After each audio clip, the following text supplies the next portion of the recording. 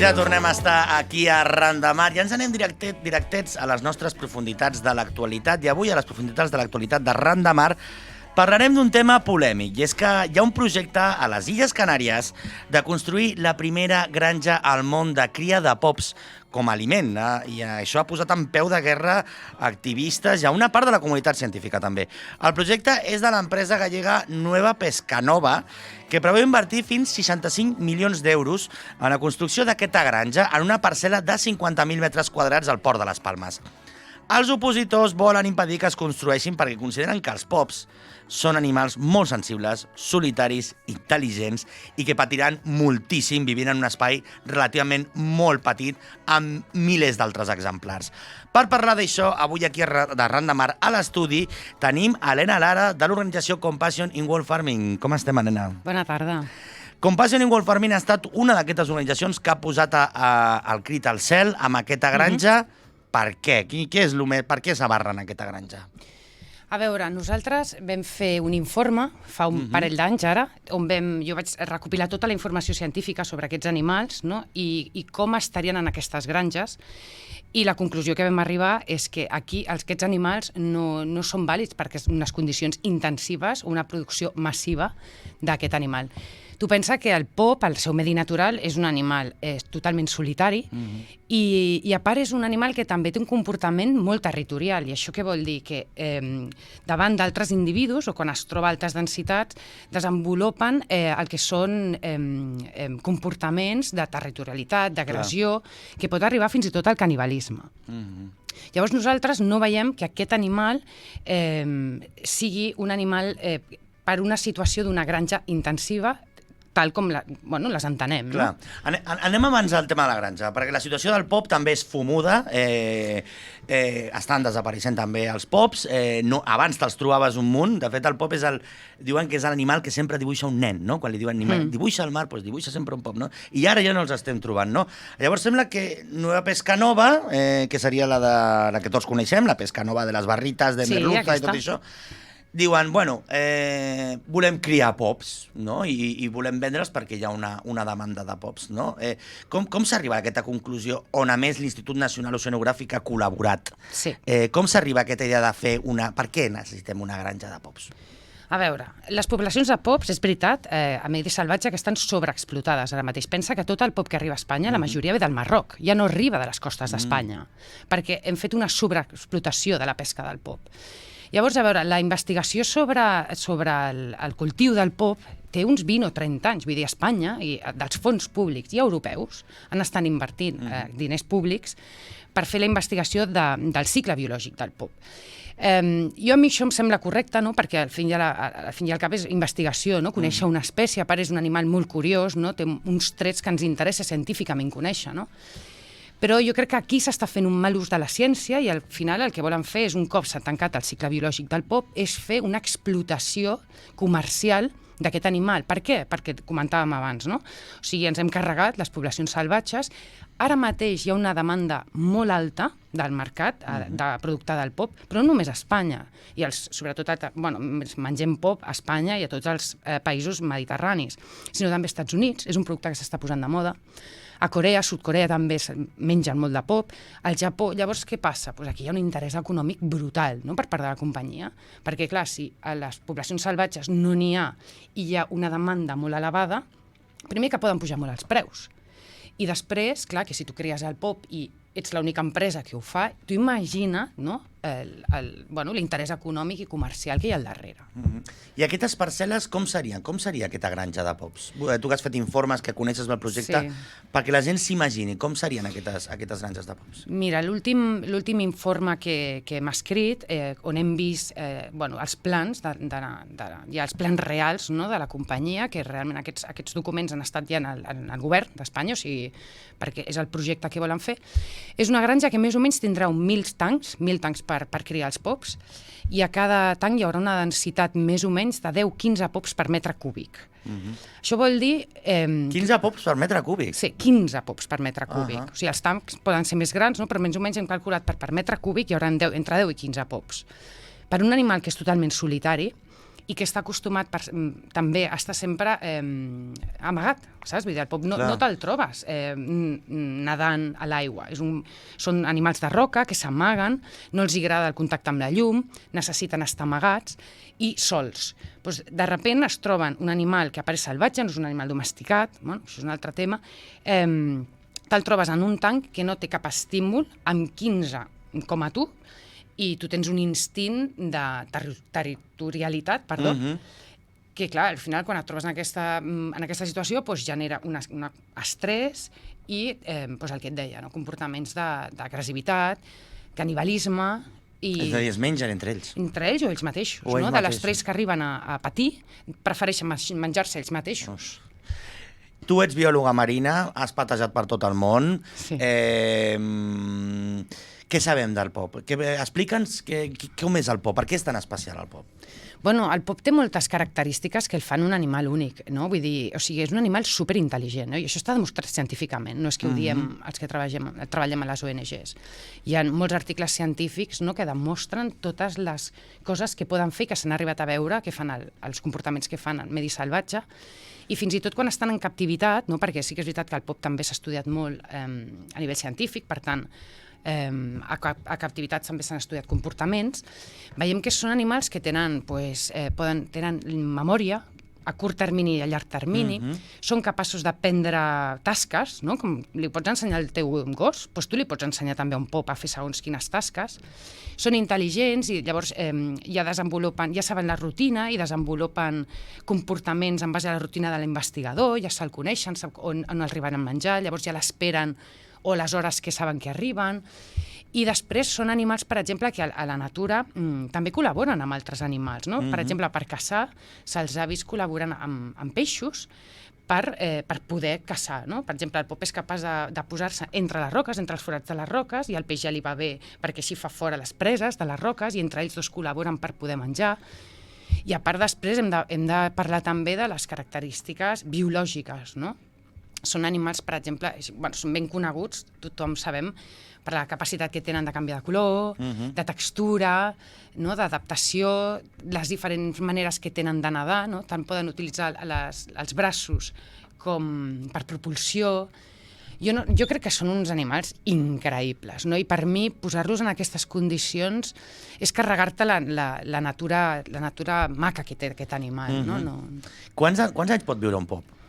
Els pops tenen una vida curta, poden estar màxim 2 o 3 anys, potser. 2 o 3 anys. Sí, són de vida curta, i a més és un animal que quan posa els ous i quan ja es reprodueix mor. Saps? Vull dir, per això té aquesta vida curta, no? Perquè ho entrega tot per créixer, per fer-se gran, per reproduir-se, perquè després sap que morirà. Bueno, sap que morirà. La biologia d'aquest animal és que un cop fa ràpid aquest procés, perquè un cop s'ha reproduït, mor. A més, parlem de les condicions d'aquesta granja que volen fer a Canàries. Pescanova vol fer una granja, com dit al principi, de 50.000 metres quadrats per ficar milers de pops. I després, què farien amb aquests pops? Vull dir, els traurien del tanc i els congelen, no? Primer pensa, no ens oblidem d'un pas molt important. Primer hem de fer la cria, però després hem de fer el sacrifici. Com sacrificarem tota aquesta quantitat d'animals? I de quina manera? Serà humanitària? Tindrem en compte el seu benestar? Patirà quan el sacrifiquem? Segur que patirà, clar, no? Clar, llavors hem vist recentment que el pla que té Nova Pescanova és sacrificar-los amb aigua amb gel. I això ja sabem que científicament està demostrat que és una mort lenta, on l'animal sofrirà molt, i és una agonia, perquè al final el que tu fas és baixar el metabolisme de l'animal, que queda paralitzat, però no vol dir que estigui mort, vol dir que està paralitzat, però és capaç de sentir i donar-se compte de tot el que està passant. Al final aquest animal el que passarà és que morirà d'asfíxia amb l'aigua amb gel. Però no mor. Normalment s'intenta que els animals de granja, quan són sacrificats, tinguin una mort humanitària, és a dir, que s'enterin el menys possible, primer s'han d'atordir i que la mort sigui molt ràpida. En aquest cas és el contrari, no? Ens estem donant compte que serà una mort que patirà llarga, estaran patint i moren d'asfíxia. És curiós que ara que s'està donant tot aquest debat fa poc, no? Sobretot quan va sortir el documental de Blackfish, de la orca quisca, dels animals que estan al circ aquàtic, de fet a Europa, del 50% dels animals cautius marins, el 50% els tenim aquí a l'estat espanyol. I ara hi ha gent que vol lluitar contra això, contra la captivitat dels dofins, contra la captivitat de les orques, però és que la captivitat del pop tampoc és poca broma, no? Estem parlant, com deies al principi, d'un animal intel·ligent, d'un animal que aprèn, que un animal que es comunica, vull dir que... Clar, per què el pop no està en aquest mateix sac també? Que els dofins, que les orques, que no? Bueno, clar, estem parlant d'animals mamífers, en aquest cas el pop no ho és, però... per què el pop no podria tenir aquesta catalogació d'animal especial protegit, no? Bueno, a veure, pensa que tu quan m'estàs parlant dels dofins i les orques m'estàs parlant d'aquaris. I quan estem parlant ara de la cria del pop estarem parlant d'un animal de granja. Sí. Llavors, és diferent, però bueno, al final jo crec que la cosa, l'interès és el mateix, l'interès econòmic. Per què tenim orques i dofins a un zoo? Quan sabem que aquests animals són migratoris, necessiten espai, són salvatges. Perquè hi ha un interès econòmic al darrere, perquè sabem que vindrà gent i pagarà una entrada per veure'ls en directe. Per què estem fent amb el que fem amb els pops? Perquè hi ha un interès econòmic al darrere. Llavors jo crec que estem en un punt ara mateix que hauríem de començar a mirar més enllà de l'interès econòmic. Vull dir, tots coneixem el que està passant, canvi climàtic, acidificació dels oceans... Estem en un moment de canvi, que hauríem de fer canvis. I això no té res a veure amb el canvi, clar. No té res a veure. A part, una cosa que no t'he comentat i que poc se'n parla de l'aqüicultura és que el pop és un animal carnívor. I gairebé tots els animals que posem a l'aqüicultura són carnívors. Vol dir que necessiten menjar animal, proteïna animal. O sigui, tot el que menjaran els pops en aquesta granja seran peixos. I són peixos que nosaltres pesquem i que són vàlids per l'alimentació humana, però decidim donar-los als pops perquè preferim menjar pop que el peix. Per exemple, normalment s'utilitzen sardines, boquerons, aquest tipus de peix petit. Llavors, els pops menjaran aquests peixos. Llavors, estem en una situació de sobreexplotació dels estocs de peixos i en comptes de fer les coses millor i que l'aqüicultura sigui una solució d'aquesta sobreexplotació de les poblacions de peixos, seguim sobrepescant per donar de menjar als pops. Això no té cap sentit, no és gens sostenible. Vull dir que quan parlem també de la cria del pop no ens hem d'oblidar tampoc de la part de la sostenibilitat i que és una pràctica totalment insostenible i del moment que estem, que hauríem de fer les coses diferents, no? I que ens hauríem de plantejar que a part de l'interès econòmic, si ens seguim carregant els recursos naturals, arribarà a un punt que no tindrem lloc per nosaltres. Clar, i a més és aquest tema de les piscifactories, no? Que s'està albirant una mica com el futur de la pesca, no? Nosaltres parlem en aquest programa moltíssim amb els pescadors, no? I ells tenen les vedes, estan veient que la pesca, i no només la pesca en si mateixa, sinó ells com a pescadors, com el que era el pescador de la barca, de la cofreria, no els hi queden potser més de 5 o 10 anys, ells calculen que això s'està acabant real i que el futur del mar o del peix, del consum del peix, passarà per l'aqüicultura, passarà per les piscifactories, passarà per aquestes granges immenses que, per exemple, aquí a l'Ametlla de Mar tenim tenim els Balfagó, és a dir, aquest tema de granja de pops segurament ells vendran que això és el que salvarà la pesca, salvarà els pescadors i salvarà la cultura marítima. Què n'opines d'això, Helena? Això jo crec que no és veritat. O sigui, en el moment que tenim una indústria aqüícola basada en la cria d'espècies carnívores és mentida, perquè el que està fent la indústria és el que et deia, és pescar peix per donar-li als animals de granja. Llavors això no té cap sentit. Vull dir, si volem tenir una aqüicultura que realment sigui sostenible i que ens ajudi a millorar la situació dels oceans, hem de fer un altre tipus d'aqüicultura. Hem de fer una aqüicultura basada en animals herbívors o omnívors, en algues, en bivalves, o sigui, organismes que no necessiten una proteïna animal, perquè o sigui, com és l'aqüicultura capaç de salvar o de millorar la situació dels estocs de peixos si els anem a pescar per donar-li als animals que volem menjar? Vull dir, per què criem salmons, per què criem dorades, lobines, tots aquests animals són carnívors, i això crec que poca gent ho sap, com les tonyines, no? A mi em sembla una barbaritat posar tonyines en una granja. O sigui, és com posar tigres i lleons en una granja per menjar, perquè pensa que la tonyina és un gran depredador dels oceans. A més, quan capturen aquestes tonyines i no els interessa, les deixen que es morin.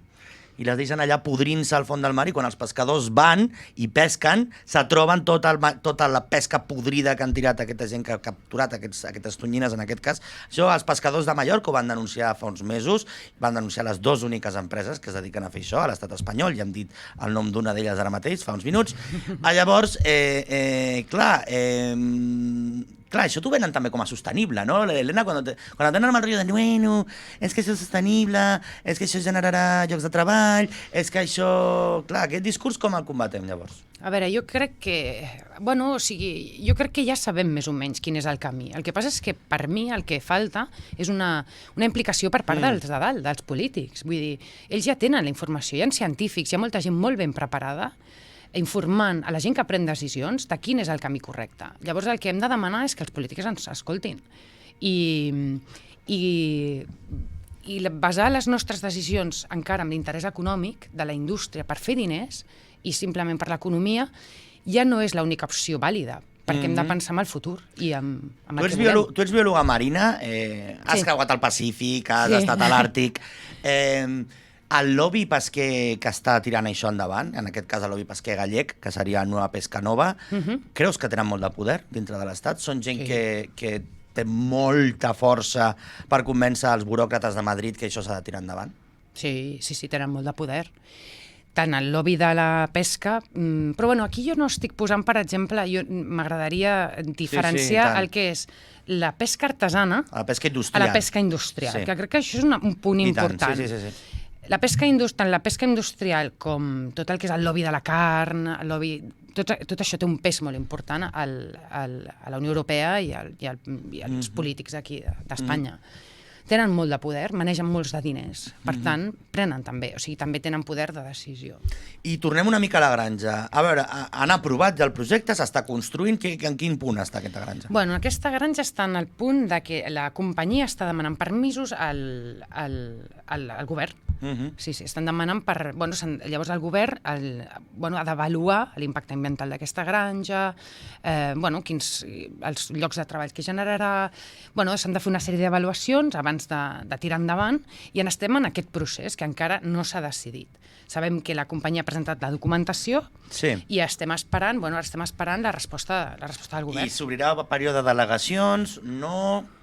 Nosaltres, sí que és veritat que durant el procés sempre hi ha una part que hi ha una participació pública. Llavors aquí és on les ONGs o la gent pot dir la seva. Creu que tirarà endavant aquest projecte? Sí. Tirarà endavant. Jo crec que sí. Jo faré el possible per almenys que la gent entengui quin és el problema d'aquest projecte, per crear consciència i si tira endavant, m'agradaria que no, però jo he de ser una mica realista, veure quins són els interessos ara mateix del govern que tenim i de les companyies que tenim. Però, per mi seria un gran que no arribés a passar, perquè també seria una manera de dir al món sencer, no? Perquè pensa que aquesta és la primera, però hi ha molts altres països intentant obrir granges de pop. Seria una manera de dir, no, això no és la via, aquest no és el camí. Em sembla que en el punt en el que estem i amb tots els diners públics que s'han invertit en la granja, potser sí que tira endavant. El que passa és que m'agradaria pensar també que, espero que no funcioni a la llarga, no? Que es donin compte que això no és sostenible i que al final tingui que comprar. Els de les tonyines sí els està funcionant, i estan venent al Japó a saco, són l'orgull també a vegades, vull dir, no serà difícil potser, no?, que la gent agafi aquesta perspectiva, sobretot, jo t'ho comentava abans pel tema de la desaparició del treball al mar, no? Sí.